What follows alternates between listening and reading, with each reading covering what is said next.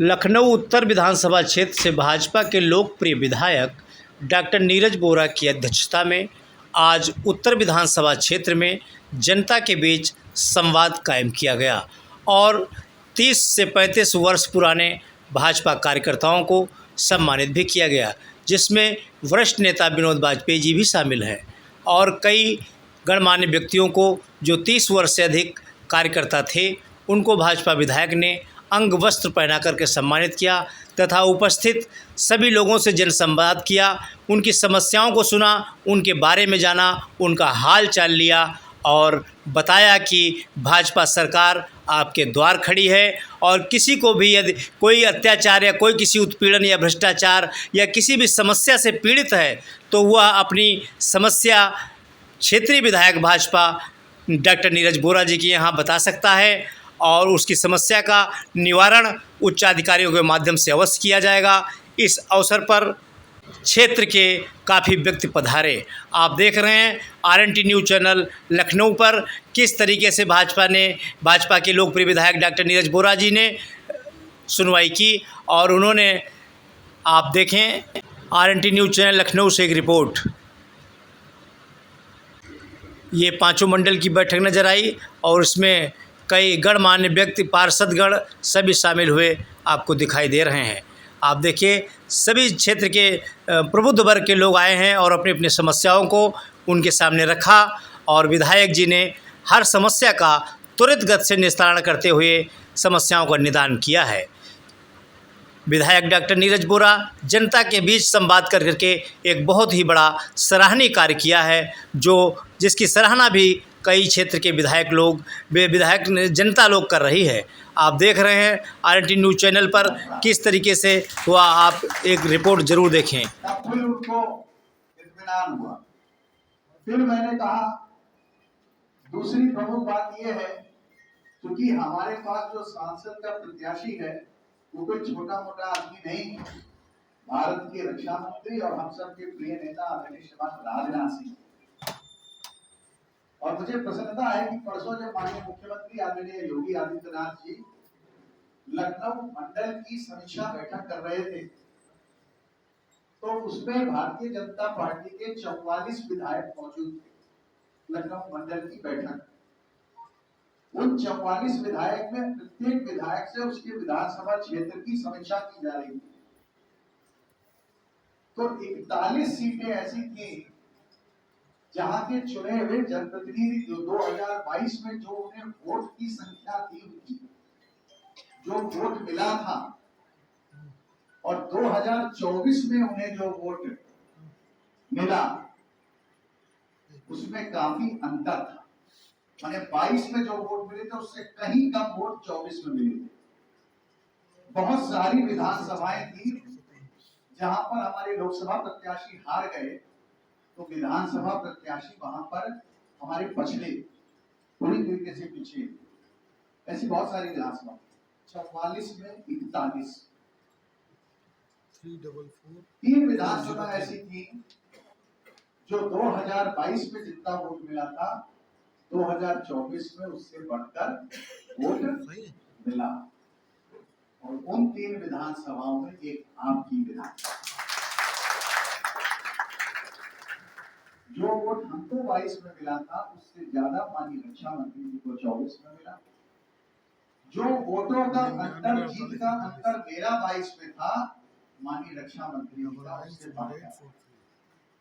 ऐसी मात्र 3 विधानसभाएं, उसमें आप तो जो कुछ है वो सारा श्रेय आपको समर्पित है, आपके चरणों में समर्पित है, क्योंकि आप कमल के लिए बूथ पर काम करते हैं, घर घर जाके बूथ पर घर घर जाके लोगों को संवाद करते हैं, लोगों को बताने का काम करते हैं, प्रेरित करने का काम करते हैं, घर से निकालने का काम करते हैं, वोट डलवाने का काम करते हैं। कोई कार्य वहां विकास का अधूरा रह गया है तो उल्हाना सुनने का काम भी आप ही करते हैं, उसको समझाने का काम भी आप ही करते हैं, ढाढ़स बंधाने का काम भी आप ही करते हैं। ये सारा प्रयास आपका होता है जब आप बूथ के ऊपर वोट मांगते हैं। नेतृत्व नेता तो वो स्थिति शायद नहीं उनको फेस करनी पड़ती है जो आपको करनी पड़ती है। यहाँ अटल जी भी आए हुए थे, नहीं थे? अटल जी आए थे। तो मेरा आपसे जो आग्रह है वो ये है कि संवाद का सिलसिला बना रहना चाहिए। आज जितने भी लोग यहाँ उपस्थित हैं, परिवार के सदस्य हैं, किसी न किसी रूप में आप पार्टी से जुड़े रहे हैं, पार्टी के लिए कार्य करते रहे हैं।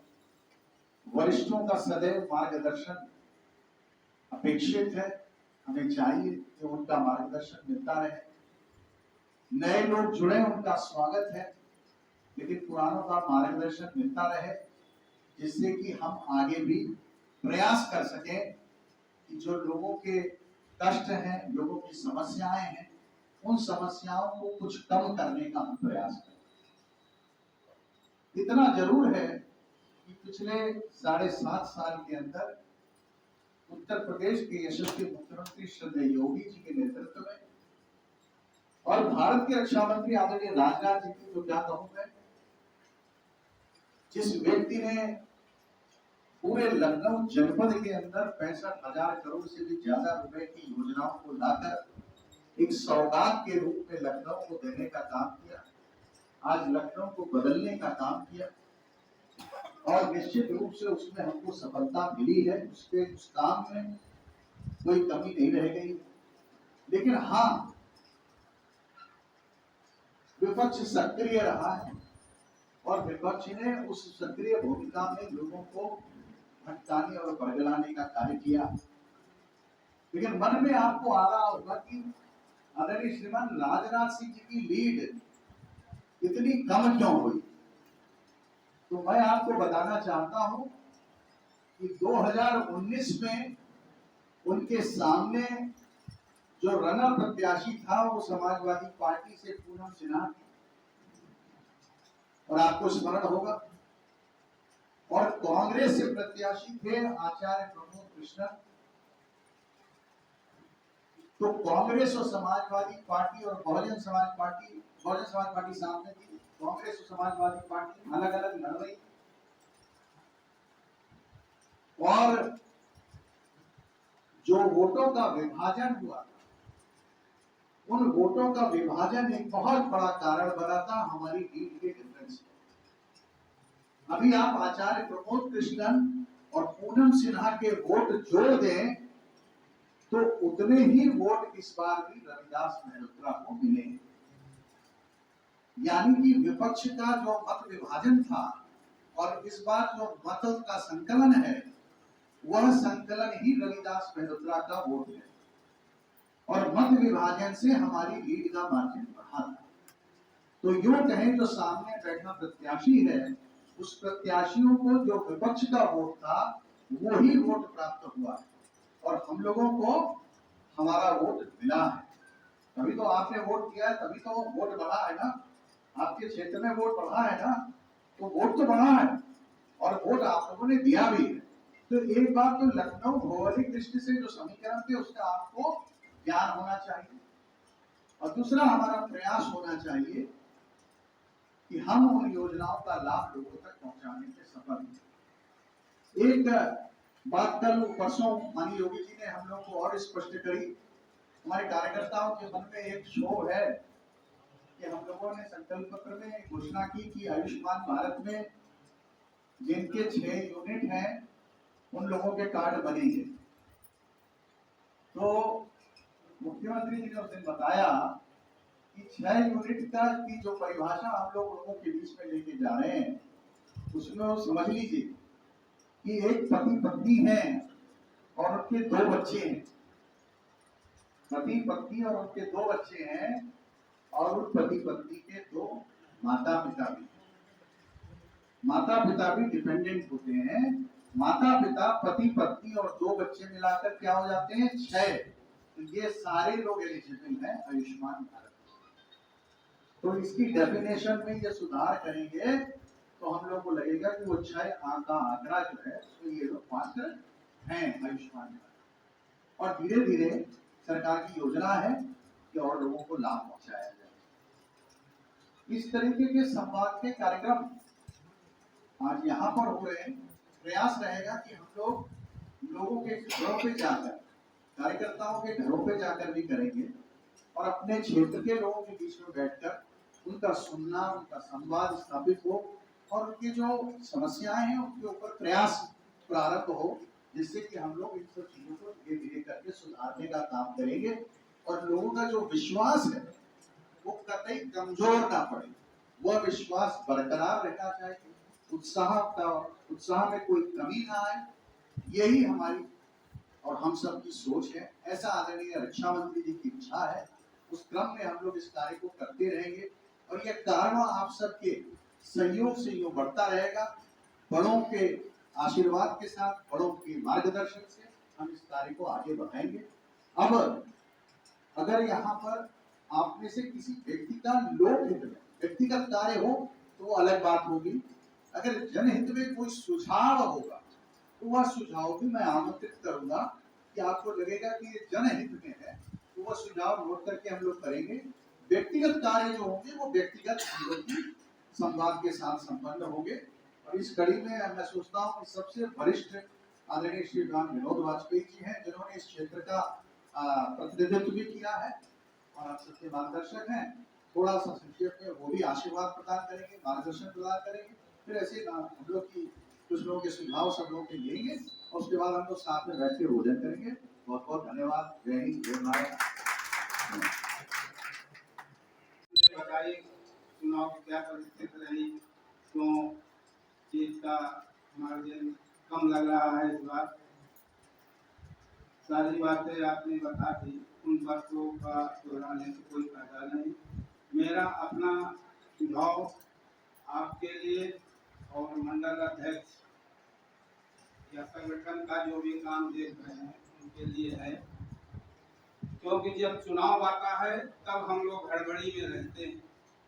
और मैंने कई बार, मैं जब तक इस विधानसभा को माननीय चंदन जी अपने स्तर से पूरी विधानसभा को देखता था, मैंने जो भी चुनाव लड़ाए सबसे पहले और शुरू जिस दिन से मैं चुनाव में उतरता था उस दिन से केवल मेरा एक लक्ष्य रहता था कि हमारे जहां हम रहते हैं या जिस मोहल्ले में है, हमारे अगल बगल में वोट बने हैं या नहीं बने, नहीं तो क्यों नहीं बने, इसकी आप अभी से चुनाव 27 में आएगा, 26 से आपकी कार्यक्रम चालू होगा, तब आप हड़बड़ी करेंगे। पिछला चुनाव देख चुके, हजारों फार्म भरवाए गए।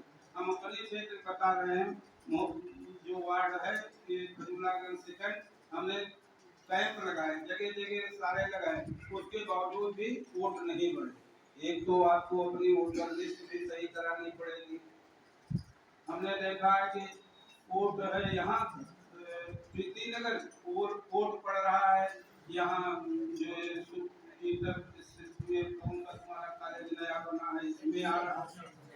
रामचरण घर के पास वह पोलिंग स्टेशन है, इनके घर के पीछे वोट है पड़ रहे हैं आके। यहाँ कौन आएगा? यहाँ दिनेश पाल बैठे हैं, इनके जेडी वोट पड़ने चाहिए, इनके वोट पड़ते हैं आके रामचरण जी का जो पोलिंग स्टेशन वहाँ पड़ते हैं। अब 700 का इनका मोहल्ला है, 600-700 वोटर का कत्ते साधन ही लगाए, कौन औरतें वहां से यहाँ डालने आएंगे। इसलिए क्योंकि आप चुनाव लड़ते हैं, ये आप अभी से देखें, अपनी वोटर लिस्ट सही कराएं, ये संगठन का काम है, इसकी व्यवस्था करें।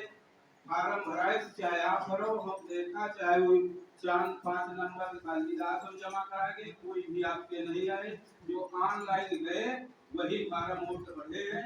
मेरा आपसे केवल आग्रह संगठन से है कि आप लोग अभी से करें। सबसे प्रथम सफलता, चाहे जब तक आप पोस्टिंग करा लो, चाहे होर्डिंग लगा लो, घर घर दौड़ लो, आजकल ऑनलाइन टीवी पर सब आओ एडवर्टाइजमेंट, सब पढ़े लिखे लखनऊ रहा थे, सारी स्थिति है। केवल एक लक्ष्य बना के चलो, हमारा मतदाता छूटना नहीं चाहिए किसी भी कीमत पर। आप चुनाव आपको कभी कोई हरा ही नहीं सकता, और इससे पहले आप कभी जीतते नहीं थे चुनाव। यहाँ कोई भी हम सब 74 गाली के अंदर चल रहे हैं, 16,000 वोट पड़े, 1400 कुछ वोटों से नंदन जी हार गए, जीते वाला 1400 से जीत गए। राम कुमार शुक्ला 89 हम लोग चुनाव लड़े, 11,000 वोट पड़े, 1800 से जीत गए। 11,000 वोट पाए तो 1800 से जीते, केवल इतने मिले रहे। राम कुमार शुक्ला 89 जब हम लोग सेवा करते हैं तब से हम परमानेंट देख रहे हैं। प्रथम आपकी वरीयता होना चाहिए कि जिस दिन हमारी वोटिंग आवे वैसे बजे अपना 27 में चुनाव होना, 26 तक आप वोटर लिस्ट कंप्लीट करो, प्रयास करो। जैसा उस समय पैसा खर्च कर बिल्कुल न करो, जो जनसंपर्क करो सब करो और आप चुनाव जीत जाएंगे।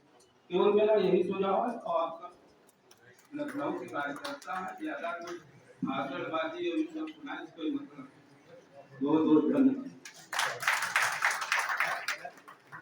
जी अपने पुराने साथी हैं, महानगर उपाध्यक्ष जी और शशिकांत पांडे जी हमें दिख रहे हैं, बहुत पुराने अपने साथी हैं और सभी का बहुत स्वागत अभिनंदन। सभासद जी है रश्मि जी और प्रदीप शुक्ला जी और सभासद उनके पुत्र बहू कह लीजिए, सभी का स्वागत है। देखिए अब हमारे सामने 2027 का लक्ष्य है, प्रत्याशी यही रहेंगे।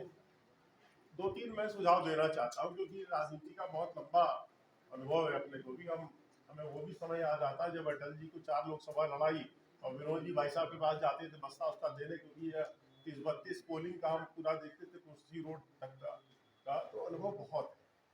तो उस आधार पर अभी माननीय राजनाथ जी के पास भी हम गए तो कहने लगे संजय क्या रहा चुनाव में, तो हमने कहा कि देखिए सबसे पहली बात तो ये है कि वोटर लिस्ट आज तक नहीं थी, तो उन्होंने छूटते बोला क्योंकि माननीय जी 93 में महोदा से चुनाव लड़े थे हम लोगों ने, 93 में उनको चुनाव लड़ाया था, उस समय सपा बसपा का गठबंधन था, माननीय जी 6300 वोट से हार गए थे। तो उन्होंने छूटते कहा संजय ये दिक्कत तो मैं जब लड़ रहा था तो गोमती नगर इंदिरा नगर में भी दिक्कत थी और वो वोट ना मिलने के कारण माननीय जी उस टफ फाइट में लूज कर गए। तो हमारा एक तो विधायक जी से सबसे पहले अनुरोध है कि आप वोटर लिस्ट को ठीक करा लीजिए। आपके पास कार्यकर्ता है और आपके पास निजी संगठन भी है, बहुत बड़ा संगठन है, एक एक लिस्ट को आप चेक कराइए। अभी हम उसका उदाहरण बता रहे हैं, हमारे स्कूल श्री राम अकेडमी में 3 बूथ लगाए गए। अब उसमें देखिए जब कभी हम लोग इंजीनियरिंग कॉलेज पे वोट डालने जाते थे वो भी हम अपना ही हम लोग देखते थे, कार्यकर्ताओं को हम लगाते थे। अब वहां के 100 वोट श्री राम अकेडमी में, अब आप समझ लीजिए, और सब पढ़े लिखे प्रोफेसर साथे धूप में, एक तो मौसम इतना गर्म, चुनाव आयोग को धन्यवाद देंगे बीजेपी की सीट कम कराने के लिए इतनी लंबा इलेक्शन खींच दिया दोपहरी में, अब फिर हमारा वोट तो वोटर है। 3 दिन का देखिए चुनाव आयोग ने क्या चालबाजी की अपने को बचाने के लिए कि 3 दिन का उन्होंने छुट्टी के समय में हमारा वोटर चला गया बाहर वोट डालने। एक कारण तो ये रहा। सबसे बड़ा कारण विधायक जी आप सबसे पहले जो आपकी लीड है बहुत बड़ी है, इससे बड़ी लीड आपकी होगी 2027 में, और 2027 का चुनाव हमारे उत्तर प्रदेश के लिए बहुत महत्वपूर्ण है। नोट कर लीजिए, भगवान ना करे योगी जी की सरकार अगर चली गई, हिंदू खदेड़ खदेड़ के मारा जाएगा। तो नोट कर लीजिए आप इस बात, इसमें मतलब अन्यथा मत लीजिएगा, आपको कोई बचाने नहीं आएगा, सब टारगेटेड है। लिस्ट तैयार है, अखिलेश यादव ने पहले कह रखा मेरे पास लिस्ट है, अब उससे ज्यादा इसको जो हम लोग समझ नहीं पाए। देखिए हमारे पास, हम लोग बड़े गर्व की बात करते हैं, हमारे 14 करोड़ सदस्य हैं, कार्यकर्ता कितने होंगे उत्तर प्रदेश अध्यक्ष जी बता पाएंगे उत्तर प्रदेश में कितने हैं, लेकिन आपको एक चीज याद रखनी चाहिए, देवबंद, दारुल उलूम और तौकीर रजा बरेलवी के तीनों ने इंडी गठबंधन बनवाया और अखिलेश यादव को मजबूर किया कि जाके राहुल गांधी से आप गठबंधन करिए। उसका 35 करोड़ जनसंख्या है इस देश के अंदर, आप समझ लीजिए उनका एक एक आदमी जो आपको ताड़ी खाने पे ठेला लगाता हुआ मिलता है ना, जिसकी नेम प्लेट नहीं है, वो भी कार्यकर्ता है। वो उस दिन गली घूम घूम के वोट डलवाता है। हम लोग नेतागिरी करते हैं, बुरा ना मानिएगा, हम लोग नेतागिरी में इन्वॉल्व रहते हैं, हम विधायक जी को चेहरा दिखाने में परेशान रहते हैं, हम राजनाथ जी को चेहरा दिखाने में परेशान रहते हैं, नीरज भैया के यहाँ पर परेशान रहते हैं कि संजय सिंह के नंबर कैसे बढ़ रहे हैं। बुरा ना मानिएगा, बहुत कड़वा सच है ये कड़वा सच है। हमें अपने परिवार को बचाने का संकल्प लेना है। ये कठिन समय आ रहा है और नैरेटिव सेट है उनका। इस बार सोशल मीडिया हमारा कहाँ चला गया? हम तो बड़े विद्वान पार्टी के लोग हैं। अब देखिए उनका सोशल मीडिया कितना काम कर रहा है। अभी भी still they are doing work, social media पे बहुत काम कर रहे हैं और आपकी ही घेराबंदी है, उनके पास कुछ नहीं है। आपको एक एक कदम पे एक छींक आएगी, घेर लेंगे वो। और एक चीज और नोट कर लीजिए, ये जो नई पीढ़ी तैयार हो रही है, मानिए मोदी जी सन 2014 में लड़े थे, 10 साल हो गए, तो जो बच्चा उस समय 5 साल मतलब अगर वो रहा होगा 8 साल का, तो वो अब वोटर बन गया। उसने तो सोनिया और मनमोहन सिंह का राज नहीं देखा ना, उसने तो नहीं देखा। वो तो उसी नैरेटिव में फंस रहा है जो यूट्यूबर बता रहे हैं। तो क्या नाम है पश्चिम उत्तर प्रदेश का, हरियाणा का, जो आजकल जर्मनी में रह रहा है, जिसके फॉलोइंग 25 मिलियन है, हाँ ध्रुव राठी, वो नैरेटिव सेट कर रहा है। हम आप हैं कहाँ भाई? आप पार्टी के भरोसे बैठे हैं, वो नैरेटिव का पार्टी से बड़ा संगठन है उनके पास। तो सोशल मीडिया पे आपका कब्जा नहीं है। जो 14 में आपके पास था उसमें हम पीछे चले गए। ये सब चीजें सब यहाँ बहुत पढ़े लिखे लोग बैठे हैं। और एक चीज और नोट करिएगा, एक सिमिलरिटी देखिए इस चुनाव में कि अमेरिका में जो आज नैरेटिव बिल्डअप हो रहा है, लोकतंत्र खतरे में है, संविधान खतरे में है, वो तो यही चला था ना, यही चलेगा। लेफ्टिस्ट मार्क्सिस्ट का यही नैरेटिव है, इतना झूठ बोलो वो सच लगने लगे। आप नहीं काउंटर कर सकते वामपंथियों को, वो हम लोगों से बहुत आगे हैं नैरेटिव में सेट करने में। अभी एक दो और बात करके हम समाप्त कर रहे हैं। वाराणसी के लोग हमसे, हमारे सम्मानित पदाधिकारी वरिष्ठ और अन्य सम्मानित उत्तर मंडल 4 के सभी कार्यकर्ता बंधु, विषय सारा आ गया है, उसमें मुझे एक दो बातें कहनी है, बाकी सारे विषयों से मैं अपने को संबद्ध करता हूँ।